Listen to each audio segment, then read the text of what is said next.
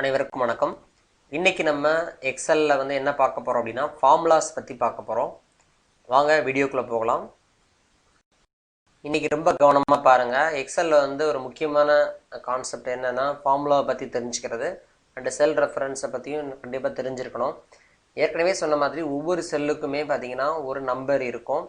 அது எப்படின்னா மேலே டாப்பில் பார்த்தீங்கன்னா சின்னு இருக்குது. இப்போ நான் ஒரு செல்லை கிளிக் பண்ணியிருக்கிறேன். அதுக்கு மேலே சி இருக்குது, லெஃப்ட் சைடில் 3 இருக்குது. So column name C, row number 3. So இது நேம் C3 அப்படின்னு சொல்கிறோம். ஸோ ஆட்டோமேட்டிக்காக இந்த இடத்துல ஒரு பாக்ஸ் இருக்கும். அது ஃபார்முலா பார் அப்படின்னு சொல்லுவாங்க. இந்த ஃபார்முலா பாரில் தான் நம்ம என்ன செல்லில் இருக்கோம் அப்படிங்கிறத அது காமிக்கும்.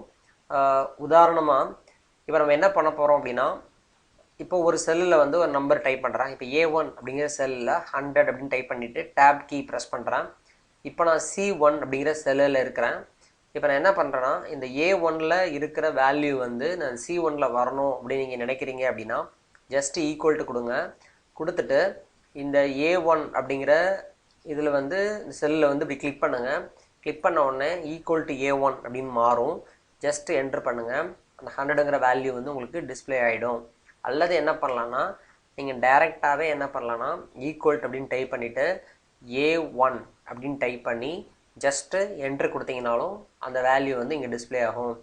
எப்போ நீங்கள் A1 அப்படிங்கிற இடத்துல நீங்கள் நம்பர்ஸை சேஞ்ச் பண்ணுறீங்களோ ஆட்டோமேட்டிக்காக நீங்கள் பக்கத்தில் இருக்கிற அந்த 2 செல்லுலேயுமே சேஞ்ச் ஆகிடும். காரணம் என்ன அப்படின்னா, நீங்கள் C1 அப்படிங்கிற செல்லில் மேலே பாருங்கள், இந்த இடத்துல பாருங்கள், ஈக்குவல் டு A1 அப்படின்னு கொடுத்துருக்கு இல்லையா? அப்போ என்னன்னா A1ல் என்ன இருக்குதோ அதை இங்கே கொண்டு வந்துரு அப்படின்னு அர்த்தம். சரியா? அதே மாதிரி இங்கே நான் கிளிக் பண்ணியிருக்கேன், இதுவும் அப்படி தான். சரியா? இப்போ இன்னொன்று, இப்போ இந்த இடத்துல A2 அப்படிங்கிற செல்லில் ஒரு நம்பர் டைப் பண்ணுறேன், 1000 அப்படின்னு டைப் பண்ணுறேன்.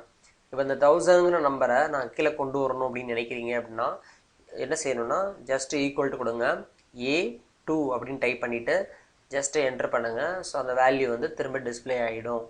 ஓகேவா?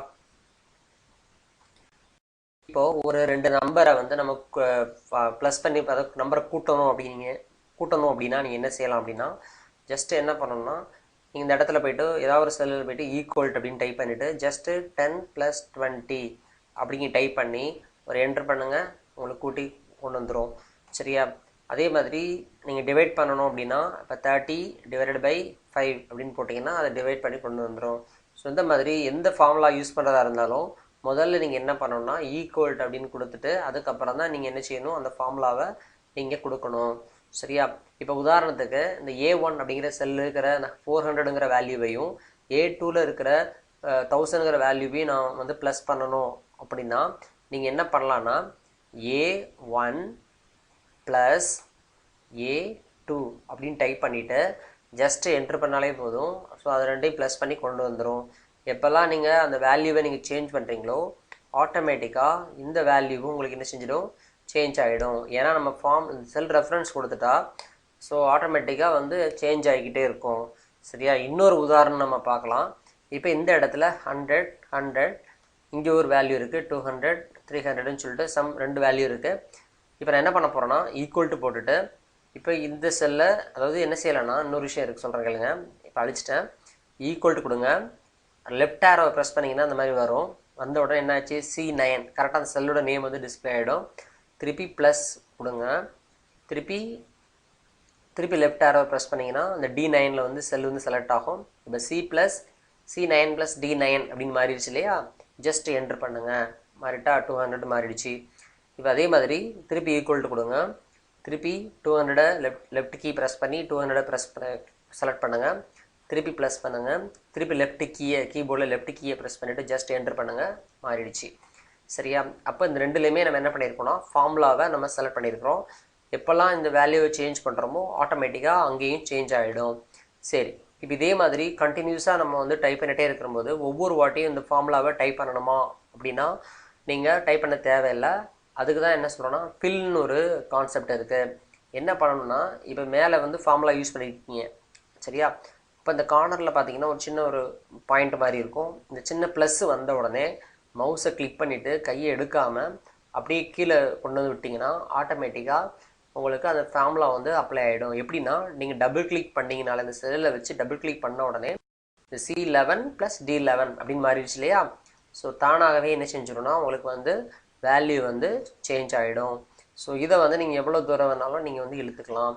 ஃபார் எக்ஸாம்பிள் நான் இங்கே வரைக்கும் கொண்டு வந்துட்டேன் அப்படின்னா ஆட்டோமேட்டிக்காக நீங்கள் வேல்யூ எப்போல்லாம் நீங்கள் அதில் கொண்டு வரீங்களோ ஆட்டோமேட்டிக்காக என்ன பண்ணிடும்னா உங்களுக்கு வந்து சேஞ்ச் ஆகிடும்.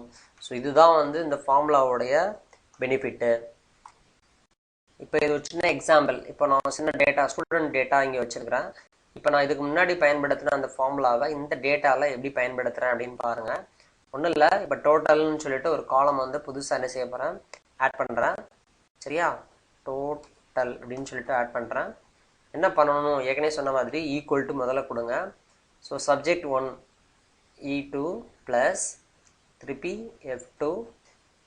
நீங்கள் டைப் பண்ண தேவையில்ல, ஜஸ்ட் அந்த லெஃப்ட் ஆரோவை நீங்கள் ப்ரெஸ் பண்ணிங்கனாலே ஆட்டோமேட்டிக்காக அதுவே செல் ரெஃபரன்ஸை கொண்டு வந்துடும். G2 plus H2 plus I2. Just enter பண்ணுங்கள். 468 அப்படின்னு காமிச்சிருச்சு இல்லையா. சரியா, அந்த ஆட்டோமேட்டிக்காக கூட்டி வந்துடும். இப்போ நீங்கள் நான் ஏற்கனவே சொன்ன மாதிரி கீழே அந்த ஃபார்முலா உங்களுக்கு வரணும் ஆட்டோமேட்டிக்காக, மற்ற வேல்யூ மற்ற இடத்துக்கும் அது வரணும்னா இந்த இடத்துல கிளிக் பண்ணிவிட்டு ஜஸ்ட்டு இழுங்க. ஆட்டோமேட்டிக்காக என்ன பண்ணணும்னா அந்த ஃபார்முலா வந்து உங்களுக்கு செட் ஆகிடும். எப்போல்லாம் அந்த வேல்யூவை நீங்கள் சேஞ்ச் பண்ணுறீங்களோ தானாகவே என்ன செஞ்சிடும்னா உங்களுக்கு வந்து வேல்யூ வந்து மாறிடும். ஓகேவா. இப்போ அதே மாதிரி நீங்கள் புதுசாக ஒரு ஸ்டூடெண்ட் டீட்டெயில்ஸ் நீங்கள் ஆட் பண்ணுறீங்க அப்படின்னாலே தானாகவே என்ன பண்ணுன்னா அந்த டோட்டல் வந்து உங்களுக்கு வந்துடும். வந்துட்டா ரொம்ப ரொம்ப சிம்பிளான ஒரு ஃபார்முலா செட்டப் தான் இது. சரியா, இப்போ இதே இன்னொரு மெத்தட்லேயே நீங்கள் சம் பண்ணலாம். அது எப்படி அப்படின்னா அதையும் சொல்லித்தரேன். அதாவது இது பக்கத்துலேயே நான் செஞ்சு காமிக்கிறேன். ஜஸ்ட்டு ஈக்குவல் டு கொடுங்க, SUM அப்படின்னு கொடுத்துட்டு ப்ராக்கெட்டை ஓப்பன் பண்ணுங்கள். இந்த மாதிரி ப்ராக்கெட்டை ஓப்பன் பண்ணிவிட்டு சரியா, இப்போது எந்தெந்த செல் கொடுத்தணும், E2, F2, அடுத்து G2, H2, I2 அப்படின்னு கொடுத்துட்டு ப்ராக்கெட்டை க்ளோஸ் பண்ணிவிட்டு ஜஸ்ட் என்ட்ரு பண்ணிங்கன்னா இதே சேம் லாஜிக் தான் உங்களுக்கு அப்படியே பிரிண்ட் ஆகிடும், அப்படியே வந்து டிஸ்பிளே ஆகிடும். சரியா, திருப்பி இதையும் அதே மாதிரி செஞ்சுக்கலாம். நீங்கள் வந்து சேமாக ப்ளஸ் பண்ணிக்கலாம். இதில் வந்து என்ன பண்ணியிருக்கிறேன் அப்படின்னா செல்லோட ரெஃபரன்ஸை டைரெக்டாக ப்ளஸ் பண்ணியிருக்கிறேன். இதில் வந்து என்ன பண்ணியிருக்கிறேன், சம் அப்படிங்கிற ஒரு ஃபங்க்ஷனை யூஸ் பண்ணி நான் பண்ணியிருக்கிறேன். இதை இன்னொரு விஷயத்தை நம்ம கவனிக்க போகிறோம். என்னன்னா இந்த மாதிரி கண்டினியூஸாக, அதாவது EFGH அப்படின்னு சொல்லிட்டு இந்த மாதிரி கண்டினியூஸாக வரும்போது ஒவ்வொரு வாட்டியும் இப்படி கொடுக்க வேண்டிய அவசியம் இல்லை. என்ன பண்ணணும்னா ஜஸ்ட் ஈக்குவல் டு SUM அப்படின்னு கொடுத்துட்டு இந்த செல் எந்த இடத்துலேருந்து கூட்ட ஆரம்பிக்கணும் வேல்யூவை அப்படின்னா E2லேருந்து கூட்ட ஆரம்பிக்கணும். அடுத்து என்ன செய்யணும்னா ஒரு கோலன் சிம்பிள், கோலன்.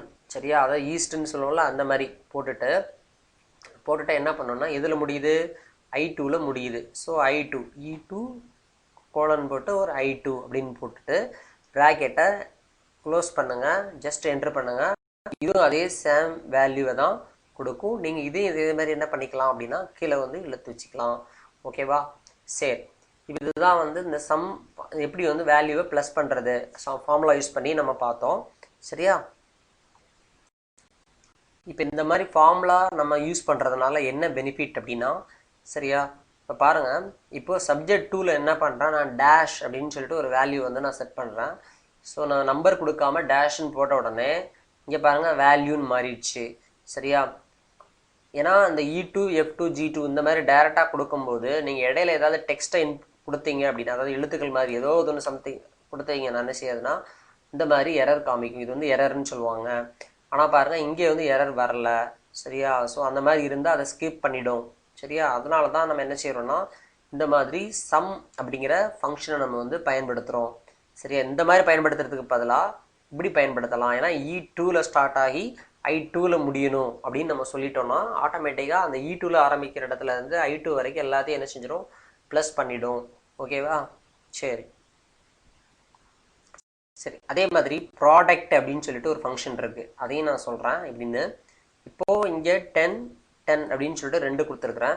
இந்த 2ஐயும் வந்து நம்ம பெருக்கணும் அப்படின்னா என்ன பண்ணணும்னா just equal G10 into H10 அப்படின்னு கொடுக்குறேன். சரியா, ஜஸ்ட்டு என்ட்ரு பண்ணுறேன். எப்படின்னு புரியுது இல்லையா. செல் ரெஃபரன்ஸை மட்டும் நீங்கள் ஞாபகம் வச்சுட்டு ஜஸ்ட் என்ன பண்ணுங்கள், ஒரு என்ட்ரு அடிக்கிறேன். இது வந்து என்ன பண்ணியிருக்கோன்னா நம்ம வந்து 2ஐயும் பெருக்கி இருக்கிறோம். இதே இதை நம்ம என்ன பண்ணலாம் அப்படின்னா ஈக்குவல்ட் அப்படின்னு போட்டுட்டு ப்ராடக்ட் சரியா? ப்ராடக்ட் அப்படின்னு கொடுத்துட்டு ப்ராக்கெட்டை ஓப்பன் பண்ணுங்க.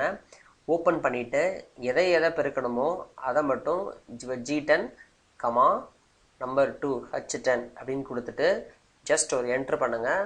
இது அதே சேம் வேல்யூ தான் கொடுக்கும். சரியா? என்ன டிஃப்ரென்ஸ் அப்படின்னா, ஏற்கனவே சொன்ன மாதிரி இதில் நீங்கள் ஏதாச்சும் ஒரு வேல்யூ போட்டிங்க, இந்த மாதிரி 10 போட்டு வெறுமனே ஒரு கோடு போட்டிங்கன்னு வச்சுக்கோங்களேன், இதில் எரர் காமிக்கும், பட் இதில் எரர் காமிக்காது. இந்த ப்ராடக்ட் ஃபங்க்ஷன் என்ன அட்வான்ஸாக பண்ணலாம் அப்படின்னா, இப்போ என்கிட்ட ஒரு 3 வேல்யூ இருக்குது, 5, 6, 7. இந்த 3ஐயுமே நான் பெருக்கணும் அப்படின்னா இங்கே ப்ராடக்ட் அப்படின்ட்டு ஈக்குவல் டு ப்ராடக்ட்னு போட்டு ப்ராக்கெட்டை ஓப்பன் பண்ணிவிட்டு ஸ்டார்டிங் செல் வந்து G11 கோலன் போட்டு I11 நீங்கள் செட் பண்ணால் போதும். G கோலன் போட்டு I11 நீங்கள் டைரெக்டாக டைப் பண்ணாலும் பிரச்சனை கிடையாது. இல்லை நீங்கள் இந்த லெஃப்ட் ஆரோ கீயை ப்ரெஸ் பண்ணி அந்த இடம் வரும்போது நீங்கள் அதை மூவ் பண்ணிக்கணும். ஜஸ்ட்டு க்ளோஸ் பண்ணுங்கள். இப்போ ஆட்டோமேட்டிக்காக அந்த 3 வேல்யூவுமே என்ன செஞ்சிடும், பெருக்கி வந்துடும். சரியா?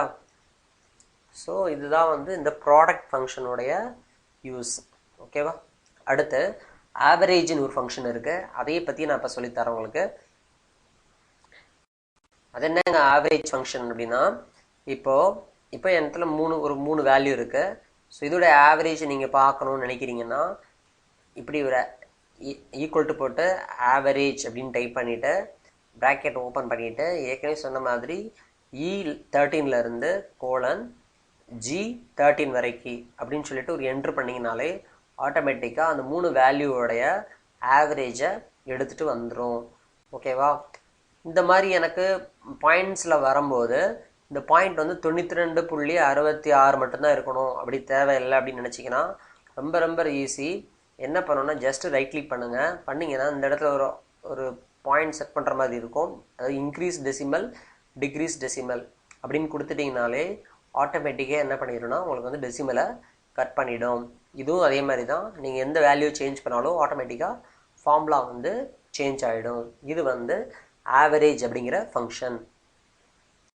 அடுத்து ஒரு முக்கியமான ஒரு கான்செப்ட் இருக்குது. என்னென்னா, இப்போ இந்த இடத்துல ஒரு நம்பர் நான் டைப் பண்ணுறேன்னு வச்சுக்கோமே. இப்போது இந்த இடத்துல நான் ஒரு நம்பரை டைப் பண்ணுறேன். ஒரு நிமிஷம் இருங்க. இப்போது 100 டைப் பண்ணுறேன். ஜஸ்ட் ஈக்குவல் டு கொடுத்துட்டு என்ன பண்ணுவோம், D3 அப்படின்னு டைப் பண்ணுறோம்.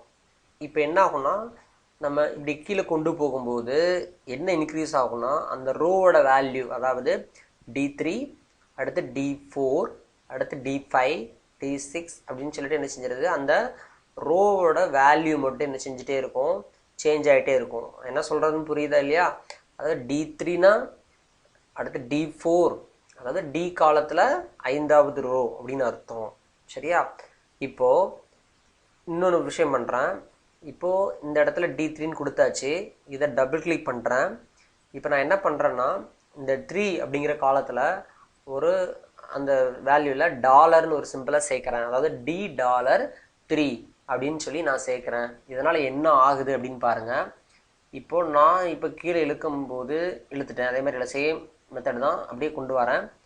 என்ன ஆச்சுன்னா 100 அப்படியே டிஸ்பிளே ஆகுது. காரணம் என்ன அப்படின்னா, இப்போ அந்த 3ங்கிற வேல்யூ என்ன செய்யலை, மாறலை.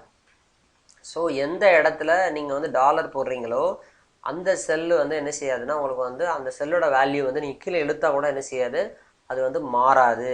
ஸோ அதை தான் இது சொல்லுது. சரியா? ஸோ இதே நான் என்ன பண்ணுறேன்னா இன்னொரு மெத்தட்லேயும் சொல்கிறேன். இப்போ இங்கே வந்து ஒரு 2-3 வேல்யூஸ் இருக்குது. அதே சேம் யூஸ் பண்ணி பார்ப்போம். ஓகே, வெயிட் பண்ணுங்கள். இப்போ என்ன பண்ணுறேன், ஈக்குவல் டு போடுறேன். இப்போ இந்த இடத்துல இப்படி கிளிக் பண்ணியாச்சு. சரியா?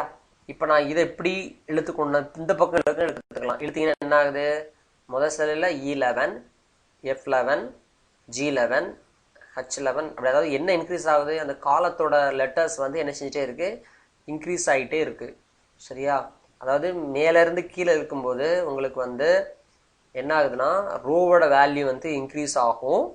அந்த ரோ நம்பருக்கு பக்கத்தில் டாலர் சிம்பிள் போட்டிங்கன்னா இழுத்தா கூட அந்த ரோ நம்பர் வந்து என்ன செய்யாது, சேஞ்ச் ஆகாது. சரியா? அதே சேம் மெத்தட் தான்.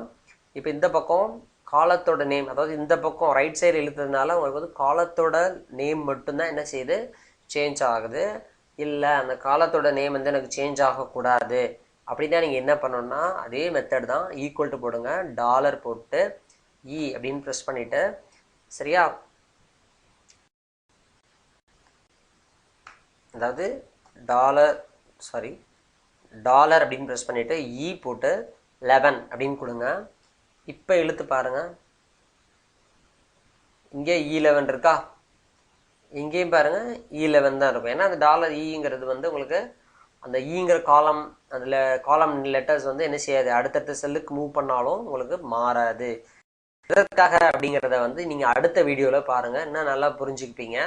சரியா, இன்னொன்று இன்னொரு விதமாகவும் கொடுக்கலாம். எப்படின்னா, இப்போது இன்னும் 100 ஒரு 20 ஒரு வேல்யூ டைப் பண்ணுறேன், ஈக்குவல் டு போட்டு இதுவே சேம் மெத்தட் தான். இப்போ கீழே கொண்டு வரேன்.